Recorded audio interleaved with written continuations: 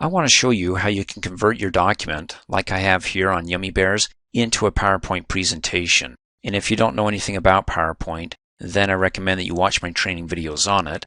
But in short, PowerPoint is a presentation program. It does a lot of the same things that Word does, like you can type text, insert images, objects, draw shapes. But the biggest difference is that once you do all that in PowerPoint, you can actually animate any of it, as well as movies and audio, which you can add to PowerPoint as well.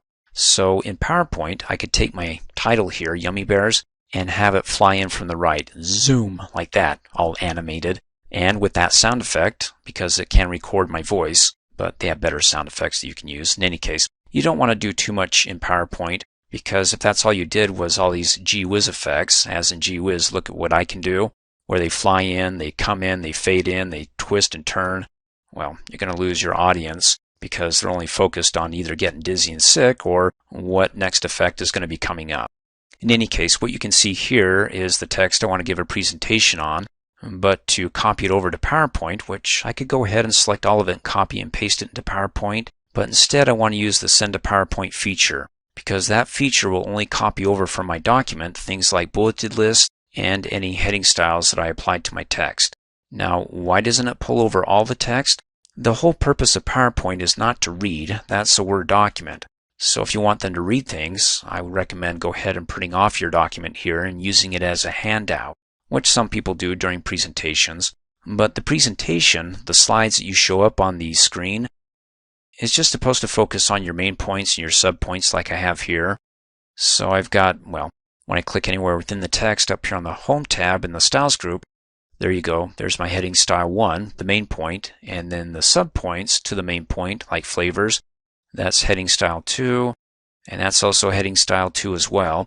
And when I select or click within that paragraph, that's normal, so that's not going to pull over.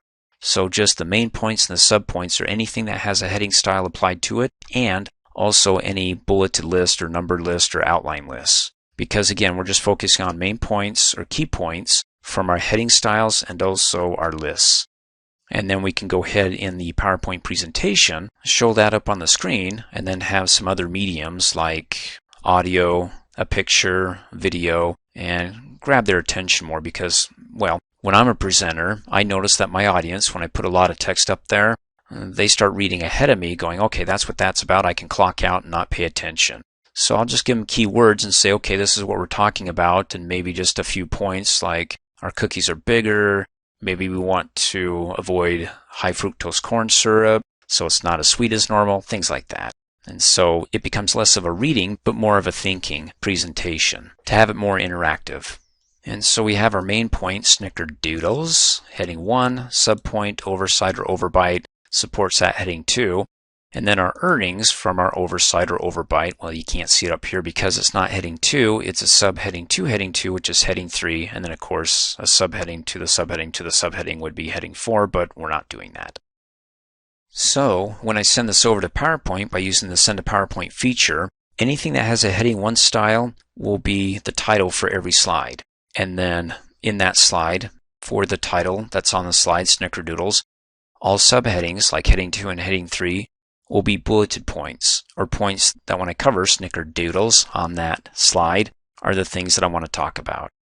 Now when it comes to bullets, well, I got a mix of headings, subheadings, and then the bullets. We'll see how it handles that. It's not as clean than if we just had either heading styles throughout our document or no heading styles and just a bulleted list. We'll see what happens. In any case, to go ahead and send this over, our heading styles and our bulleted list to the PowerPoint program, we need to come up here and add that command to the Quick Access program, which before I do that, you could say, well, can I just copy and paste that over into PowerPoint? Well, you can as far as the main points go, because again, PowerPoint is just the presentation, not an entire document.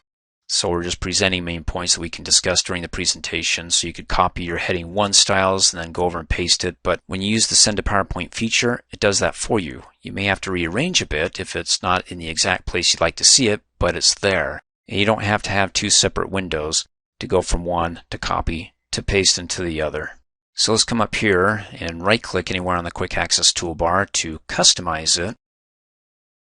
And then go from Popular Commands to All Commands. And it gets sorted numerically first and alphabetically. So let's go down to the S's because the first word in the command is send. So hence send to Microsoft PowerPoint. Let's click and drag the scrolly bar. And there it is, send to PowerPoint or Microsoft PowerPoint. Double click on it to add it over to the right. Click Okie dokie, adds it to the quick access toolbar. And you can see, well, you got your document here, the first icon with the little arrow pointing over to PowerPoint.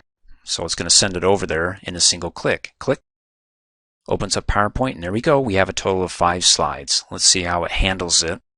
So on the first slide, like I said, any heading 1 styles are going to be the titles for the slides. So that checks out. But then we got our subheadings, or heading 2 styles under the Yummy Bears, which is flavors. And that's right. But where are the flavors? Well, the bulleted points, it looks like coconut, maple syrup, and chocolate got their own. And, well, the other subheading, because I had 2 for Yummy Bears, flavors, and target audience, got dumped on the last one, but it put the bulleted point as the title for the slide to the subpoint, and so that didn't work out quite the way I'd like it. But in any case, it's up to you how you want to rearrange it. Like I said, when it comes to sending to PowerPoint, when you have a mix of bullets and heading styles, it gets a little bit tricksy there, but it brought it all over, so you can just simply rearrange it if you'd like. In fact, the last slide, slide number 5, when you just have all heading styles, that's how actually it displays it. So the heading style 1 is the title for the slide. Any subheadings to the main heading style are bulleted points. So over in the document, that was heading style 2. And then over in the document, these 2 for the earnings were heading style 3. So they're sub-bullets to the bullet, which is a sub-point to the main point here. And if we had heading 4 styles, they would be indented over underneath the earnings here. So you'd be able to see the hierarchical structure. So like I said, it brings over the heading styles, the bulleted points, so that way you don't have to copy and paste, and then you can just rearrange them if they're not exactly the way you'd like it over here in PowerPoint. Thanks for watching. Hey, as a quick reminder, if you like my video, please give it a thumbs up. You can also click on me and subscribe to my channel to get notified of the latest videos. And for great specials on my products, please see the description below this video.